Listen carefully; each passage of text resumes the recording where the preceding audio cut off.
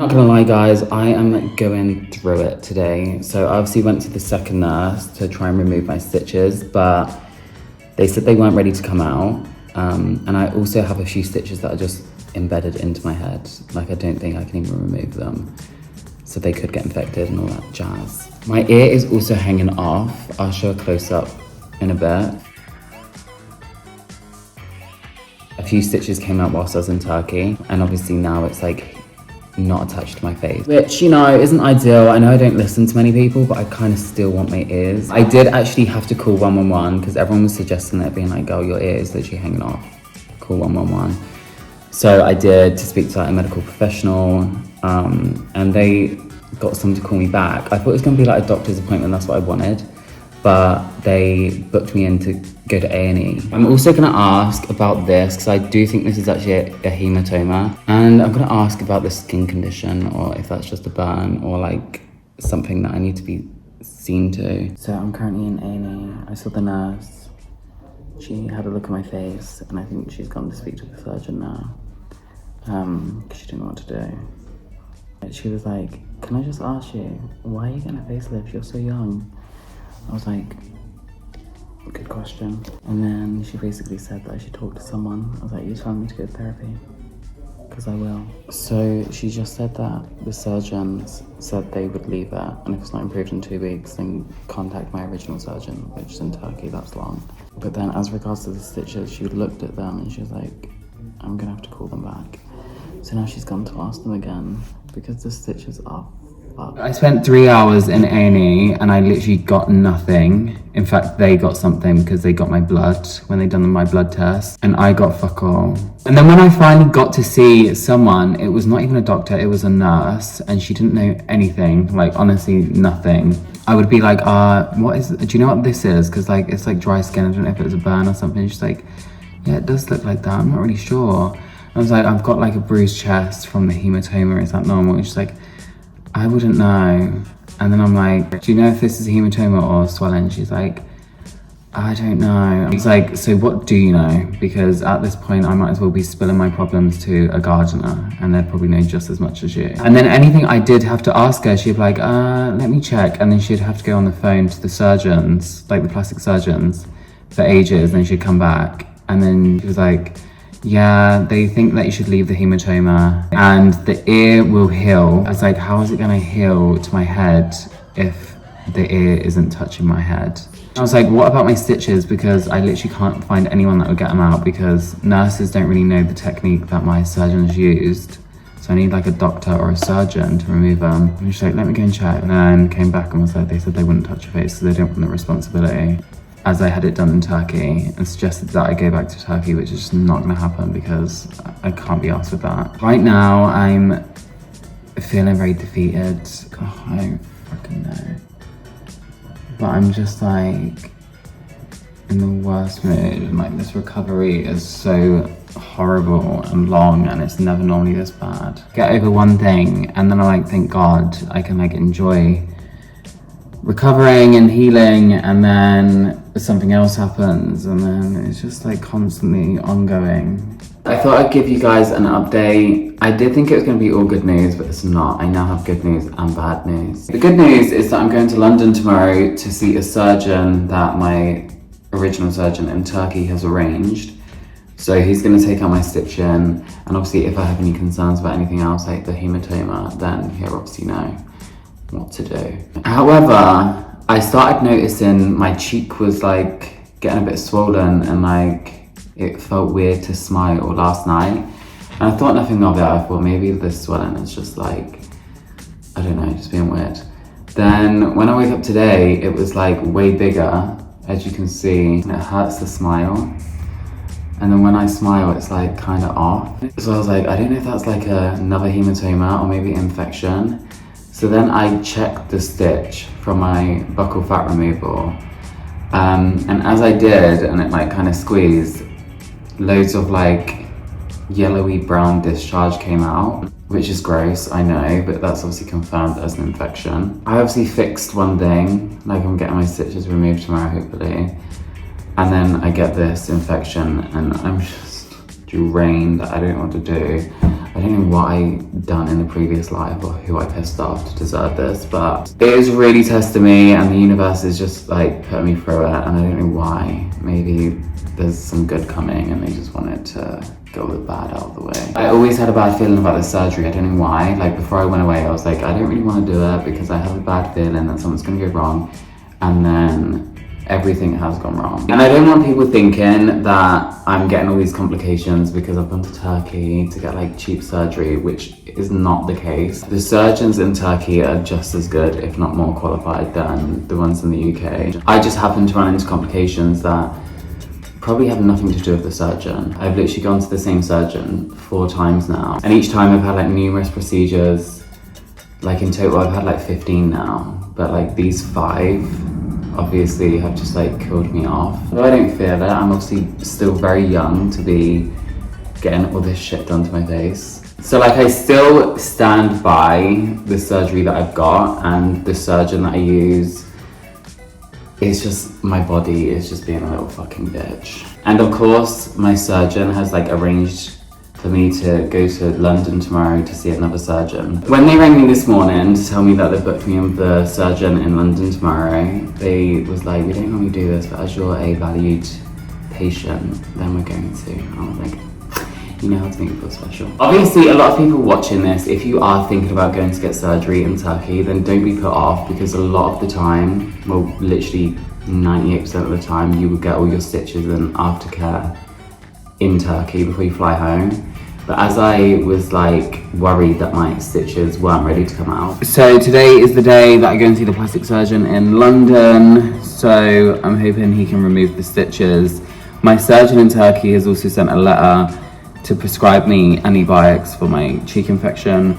So it's looking up. So I did actually complain to the A&E department when I got refused treatment the other day, because I was just so pissed off. I didn't want to be a Karen, like I'm never normally that person. And then I got a call back yesterday from someone, and then they got the manager of that hospital's give me a call today.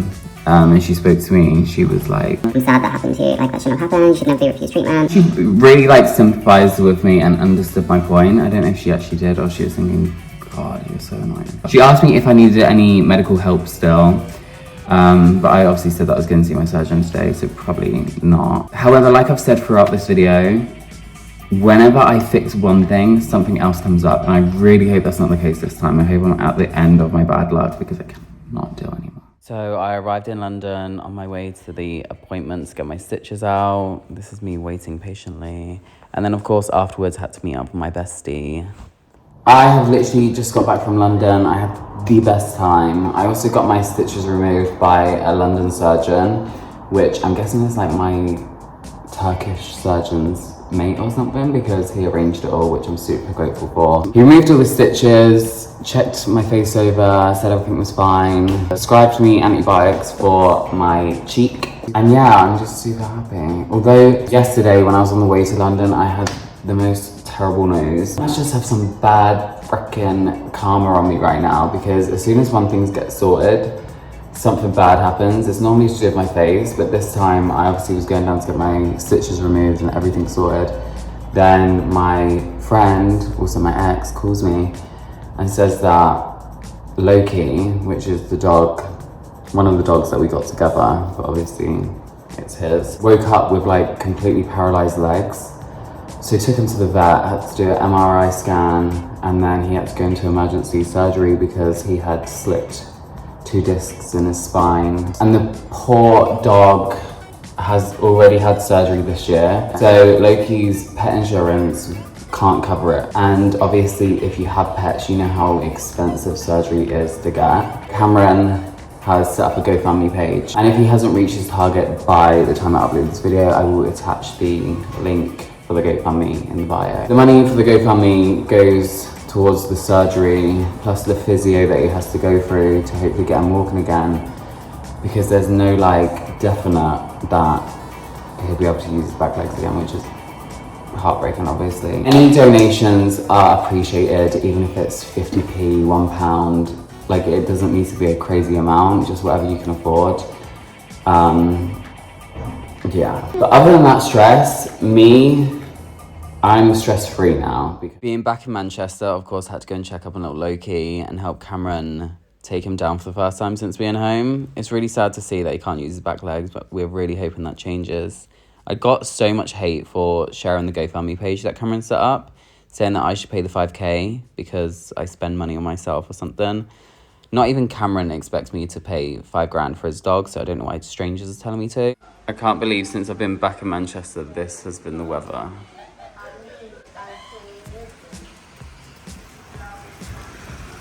So it's been over 2 weeks that I got my surgery. I have got my stitches out my head. My stitches in my cheek have dissolved and the infection has cleared up. So everything is looking great. I can see that my swelling's going down more and more. So like the results are more noticeable. I have got so skinny.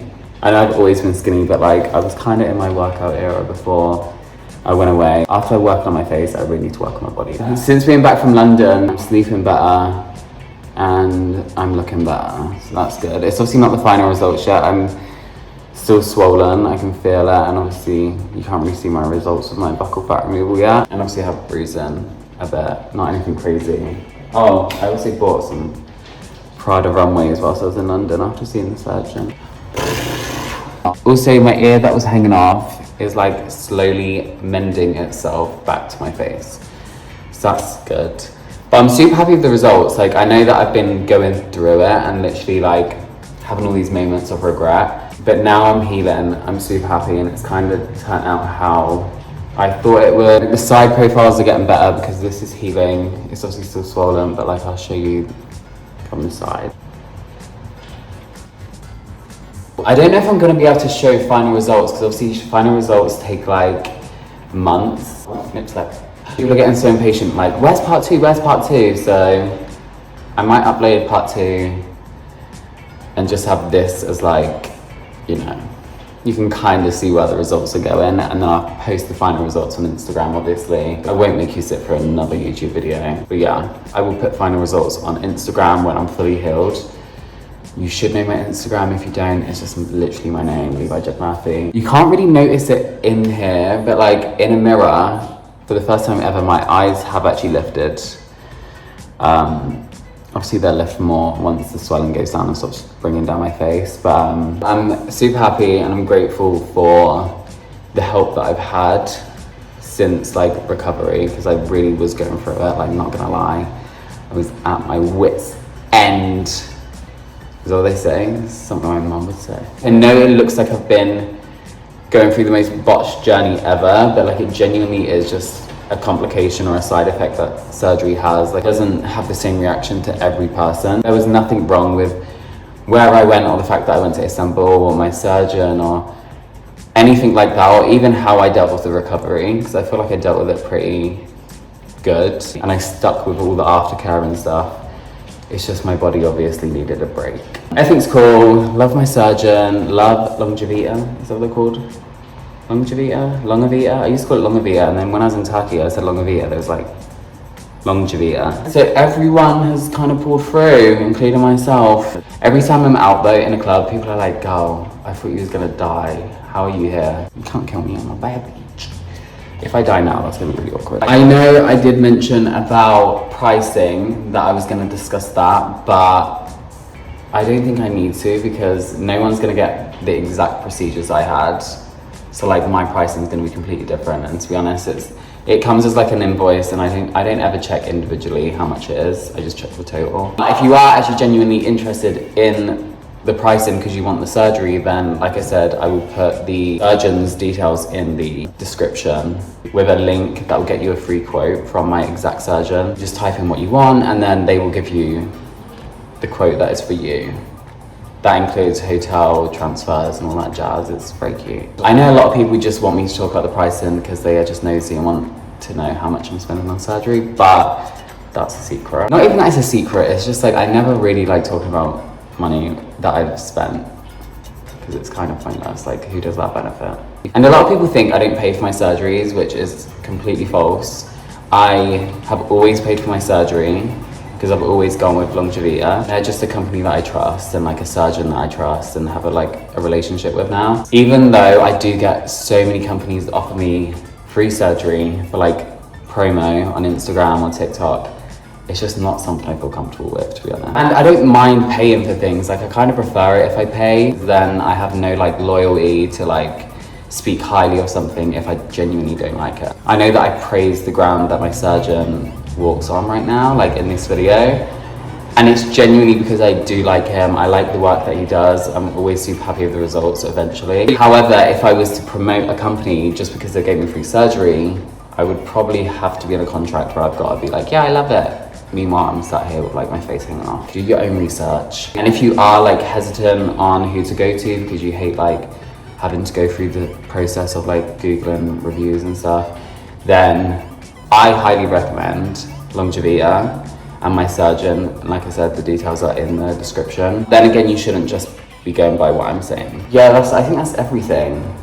Also, I know I won't be doing a part 3. I will be putting the results on Instagram. However, another YouTube idea I'm thinking of that some people want to see, they want to see a house tour, which isn't great. I'm literally the most simplistic person ever, but people are always intrigued by my house. So I might do that next, like maybe like in a couple of weeks' time. It's no MTV Crib special, by the way. It's kind of like a generic 3-bed, but it's cute.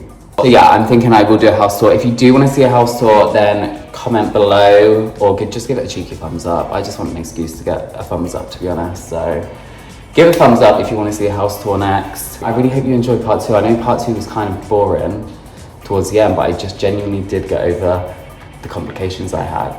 So there was nothing more really to document. Thank you for watching. I hope it wasn't too boring, and stay tuned for the house tour.